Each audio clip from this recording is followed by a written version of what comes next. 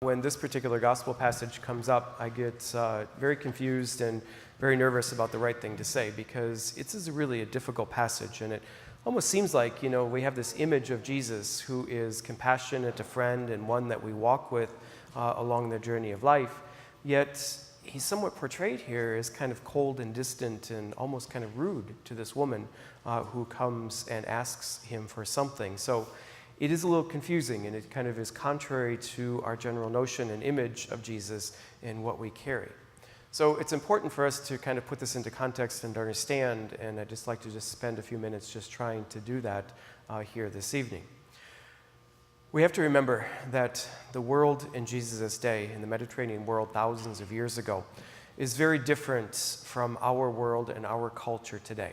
And that's always the danger of people, that we sometimes try to take 21st century Western American values, beliefs, understandings, or experiences, and try to fit them into a text that was written so long ago to a very different group of people with a very different world outlook, outview, and view on the world and their lives and the experiences that they had. We live here in the United States in a very pluralistic society. We welcome people of different nationalities, people of different religious persuasions, people with different political viewpoints and various things, and we try to make it all work. We do well sometimes, and sometimes we fail miserably. But we call this, and it's been called for quite a while, the American experiment. We're trying to build a sense of unity and what the framers referred to in our Constitution as a more perfect union. So that's our understanding. Those are our values. That multicultural, pluralistic society that we live in is what we've all grown up with. It's what we've experienced. It's really what we know. It's all that we know.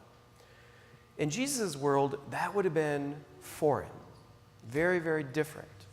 There was the Jewish race, the Jewish faith, the Jewish culture, and that was it. And that is what really kind of governed you.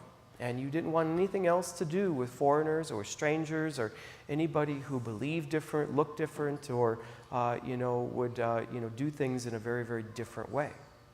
And so it's important to keep that in mind as we read this and try to understand this particular text.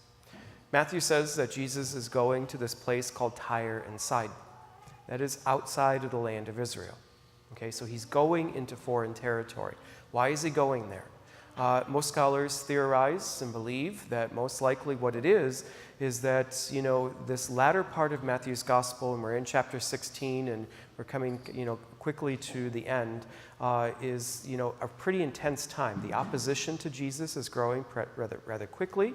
The religious leaders in particular are really, in a sense, kind of trying to fire up a storm to kind of get rid of this guy. They feel very threatened by him.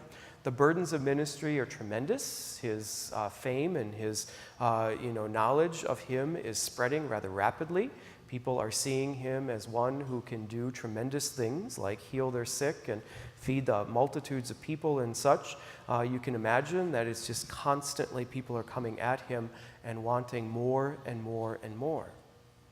And so it's important that Jesus, in a sense, be prepared for what is coming. And ultimately, he knows that that is his fate, the cross. And so he needs to stay focused on that. He needs to be, diligent in working his way towards that, because that is God's plan. And he's not, going to deviate from that at all. And so, in a sense, preparing for that means sometimes you just need to step back. You need to step away.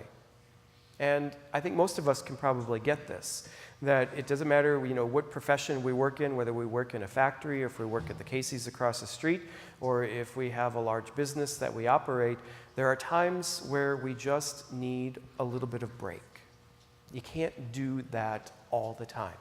People are always asking for this and demanding that, and emails are sent, and all these different things, that sometimes you just need to clear your head. Even those of you who are parents and have kids, you love your kids to death and you want to spend time with them and you enjoy them, but you know what? Sometimes you just want to go to the grocery store all by yourself. You just need a little bit of a break. We get that. We understand that. So in a sense, that's kind of what he's doing. And as he's on his way, this Canaanite woman, who also is a foreigner, recognizes who he is and is desperate for help, has heard the stories, and believes very strongly that he can do something. So even as he's trying to get away, she is putting a demand on him. Lord, my daughter is tormented. Do something. And what's his response? He ignores her. It seems strange, doesn't it? He just absolutely ignores her. But she's persistent. She's not going to just let being ignored. She's not going to be ignored, first of all. And so she comes back again, and his disciples chime in, just get rid of her. Whether it is just grant what she wants or just tell her to go away, just make it go away. We all need a break. And so he, in a sense, kind of looks at her and says, I'm only here for the lost children of Israel. Basically, you don't count. You're nothing. But she is persistent. You have to give her that. And she comes back again. Lord, help me. It's just begging at this point, like falling to her knees and saying, you've got to do this. You're my last hope, basically. And what is his response? He insults her. It's not right to take the food of the children and throw it to the dogs. That's weird, isn't it? It's very strange. It sounds odd, but she is persistent and she's quick. Even the dogs take from the scraps that fall from their master's table. Basically what she's saying is, I know I'm a foreigner. I know I really don't count necessarily, but you've been doing all these things over here, and people that you are called to serve and minister to, they don't even want to hear you. They don't want anything to do with you. In fact, they're trying to kill you. So give something to me who truly does want something. The logic makes sense, doesn't it? But it's strange. It's a weird reading. But it's like the cloud lifts and he gets what she is saying and gets what is going on. He snaps out of whatever funk he is in as he's trying to get away, and he realizes, woman, great is your faith. Let it be done as you ask. That's a pretty powerful story. So the challenge, I think, to us is, how do we recognize the same who are around us? How do we treat those who put demands on us, who maybe we don't know very well, are not really people that we like, or people who are different than us? How do we respond to them? A few years ago when I moved back here, when I first moved back, it was just kind of getting reacclimated to Dubuque County. I hadn't lived here for 20-some years. And, re-establishing relationships with people that I had known and kind of getting used to the area once again.